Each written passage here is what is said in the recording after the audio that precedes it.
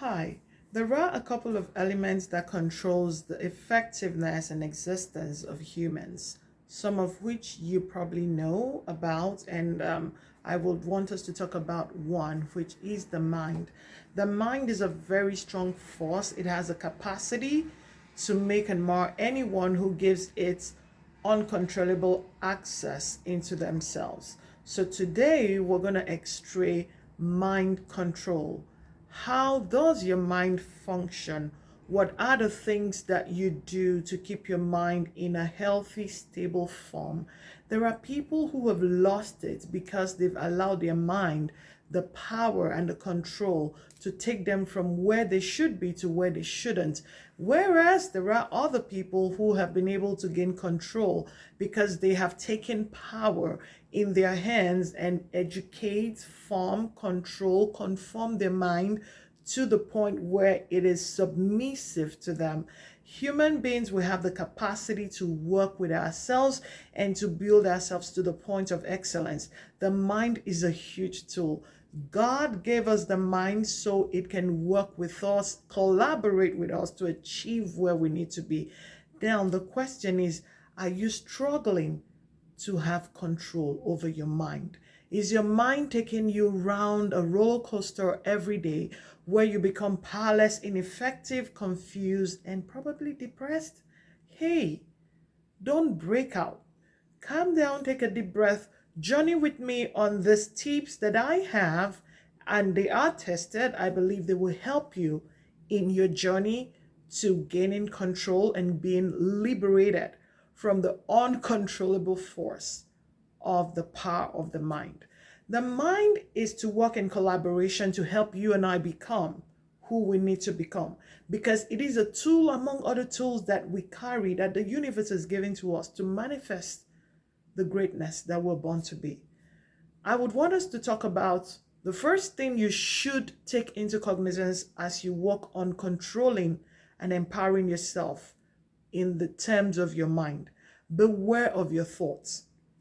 The mind is the ground where the thoughts of our lives have, like a park, a playground. The mind is a playground of the thoughts. So if you do not take charge, if you're not aware of your thinking pattern and the things that come into your mind, it becomes a dumping ground where everything jumps and rumbles and comes into.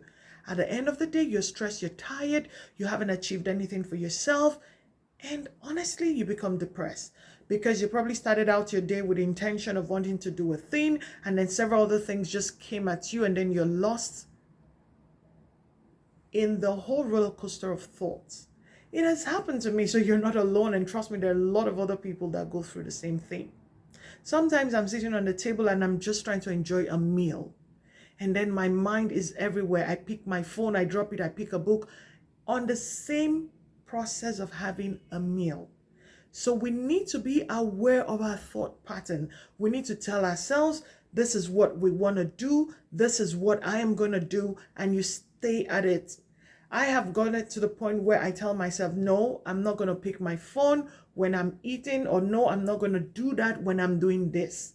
And then I put my mind in the place where it needs to be. Another thing you need to do is to listen to your emotions. The mind is such a force that when it is not handled and controlled and tamed, it has a way of handling and messing up with our emotions. So are you tired? Are you depressed? Are you frustrated? Are you angry? It all boils down to the thoughts that have played in your heart, in your mind, that are now taking charge of your emotions. Remember, as a man thinks, so he is. It's a simple principle, but you got to be aware first of your thoughts and your thought patterns, and then you listen to your emotions. The thoughts that goes up in our mind has a capacity to mess up our emotions, and it has a capacity to make us feel good. I've met people who say, look, the only way they function well is to, stimulate themselves by taking some stimulants, so they are in the best characteristics throughout the day.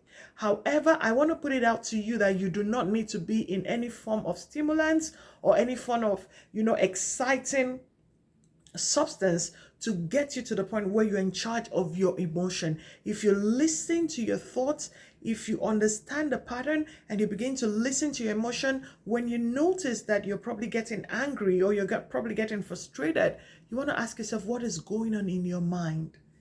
When you understand these two principles of what? Being aware of your thoughts, and then you listen to your emotions, you will know what to do per time to bring yourself together. Another thing I need to talk about as we progress in controlling our mind is patience. You got to be patient with yourself. You got to be patient with the process of time and whatever it is your reality is at that time. So assuming you're trying to cook, you got to give yourself the time to prepare the ingredients and the cooking time so you can eat or set the table. So if you know you get hungry at 2 p.m., for instance, or you know in the next 2 hours you're going to be needing food, it makes sense to start your preparation now so that at that time you are ready. But if you fail to, then patiently go through that process and not allow the negativity of the hunger mess up with your mind and ultimately your emotions. To get to the point where we need to attain control, we need patience. Patience is a key, is a tool to gaining control over your mind. That is to say, you don't wake up today and say you've tried a principle and another and you want to get to the zenith of where you are already in control. No, it takes time. It takes time to understand your thought pattern. It takes time to understand yourself. It takes time to listen to your emotions. Another thing that is very important as we build the control that we need over our mind is journaling, organization. I am a witness to the fact that when I do not plan my day well, my mind goes everywhere. I begin to think through every moment of the time of what I'm supposed to do. But I save myself the trouble, and you save yourself the trouble when you journal, when you organize, when you pick a sticker note and you write for the day to come, this and that and that, and those are the things I'm going to do. It makes it easier. You don't need to at any point to begin to crack your head. You just look at your sticker note, you bring out your diary, you bring out your notepad, and you see what is next to be done or what is left to be done. And then you reward yourself for the things you have done. So in the business of gaining control, in the process of taking charge, of not allowing your mind going everywhere, journaling is very key. When you journal, you find out that your mind is calm. You're not trying to, go to the garage of your mind and begin to throw out things. You already know where to find the next item to pick and focus on. So journaling is very super important. Meditation is so sacrosanct. I don't understand how I can make this video without mentioning meditation. Meditation is very crucial in gaining control of your mind. And this is making time for yourself. This is creating a quiet space for you. This is being quiet even in the noise. I do not want us to think that meditation is only when you lock yourself up or isolate yourself. It could be that, inclusive of the fact that you can be in a noisy and well-crowded place and pull out. It is the ability to pull out from the crowd and be with yourself. I am so gifted. I don't know how I got this, but I am gifted with that capacity where I can be in the midst of a very noisy environment and I just switch off. I lock off. It's like shutting the door from the so many distractions that may want to come or from the so many conversations that are happening. I just get into myself. I wouldn't say I got here by anything exactly, but I can do that. And there are a couple of other people who can achieve that.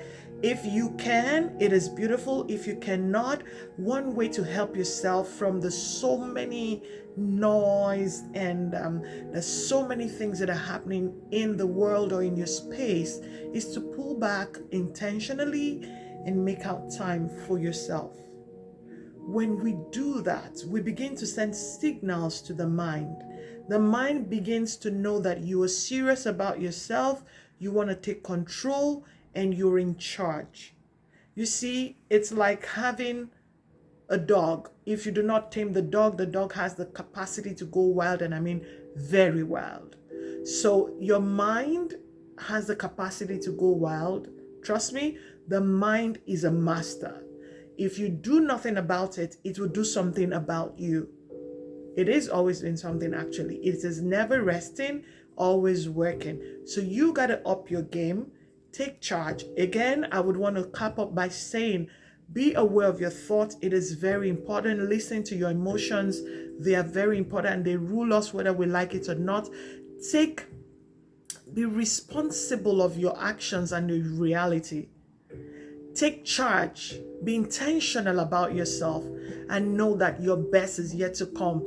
Journal and meditate.